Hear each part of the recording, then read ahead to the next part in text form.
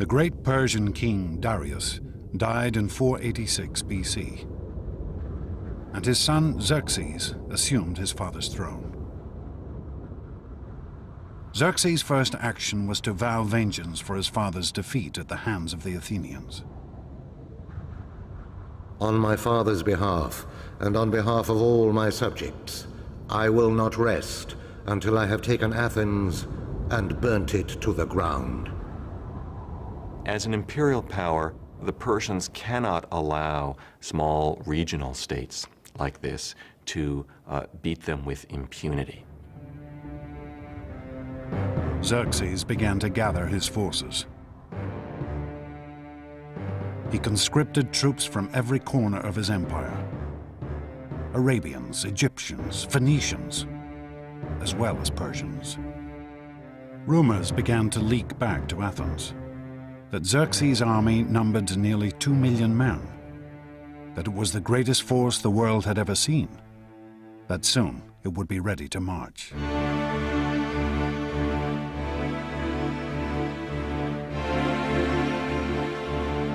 And then finally, in the spring of 480 BC, news reached Athens. The Persian army had set out for Greece.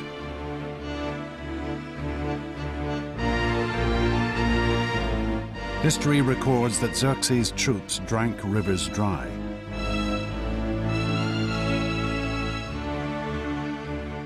Trampled fields to the raw earth, ravaging the land as they marched on towards Greece. Xerxes was confident of victory.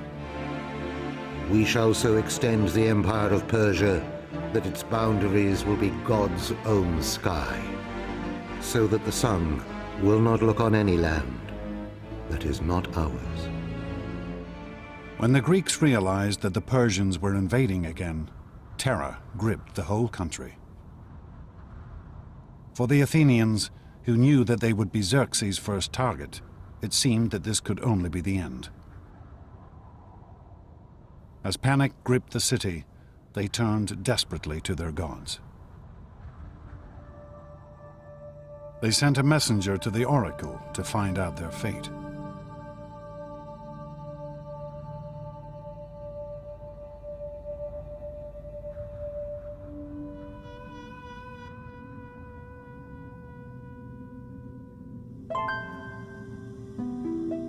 Here, high in the Greek mountains, can still be found the site of Delphi, the most famous of the Greek oracles. Built around a vast chasm in the mountain from which a sacred spring still flows. Here the Greeks would come to discover their future.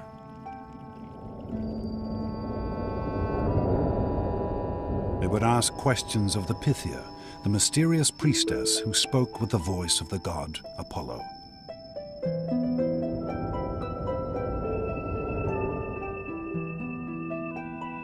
People came from all over the Greek world to consult Delphi, and sometimes came from outside the Greek world as well. It was considered to be the center of the universe. The omphalos, the navel stone of the whole world, was at Delphi. People asked questions about their private life, which are just the sorts of questions people want answers to now.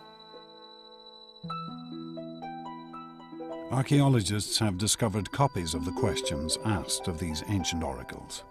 Has Aristos stolen the wool from the mattress? Hermione asks, "What should I do to have useful children?" But as the Athenians walked up this path 2,500 years ago, their question was simple and grave. What could they do to save themselves? The oracle's response could not have been more negative. Why sit you, doomed ones? Fly to the ends of the earth. All is ruin, for fire and the headlong god of war shall bring you low. When this message came back to Athens, the Democratic Assembly dissolved into uproar. It seemed that even the gods had deserted them. But Themistocles refused to panic. He had spent every day since the Battle of Marathon waiting for this moment. He sent the envoys back to Delphi for a second prophecy. Though all else shall be taken, Zeus, the all-seeing, grants that the wooden wall only shall not fail. Argument raged as to what this wooden wall could be. Some said it meant the stronghold at the center of Athens, the Acropolis. But Themistocles had a different idea. He read the oracle and he insisted that it had a different interpretation. He said the ships are the wooden barricade which are going to be the key to our success. Themistocles' plan was daring. Avoid a conflict on land and fight the Persians at sea.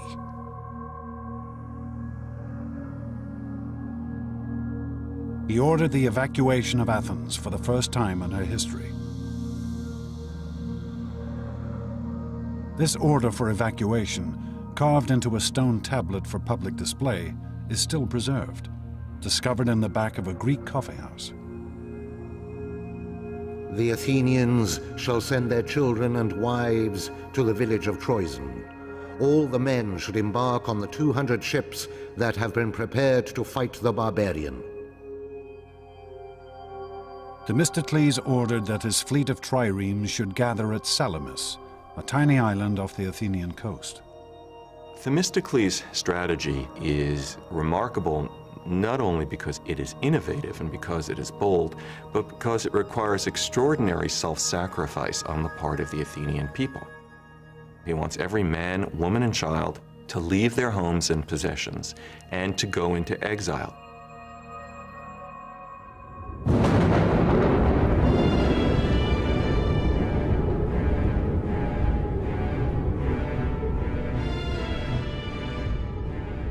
With Athens abandoned, Xerxes' mighty force entered the city.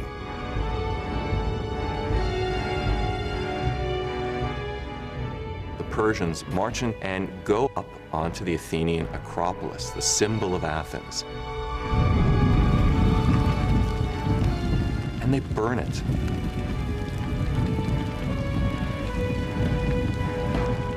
They burn the temples to the ground.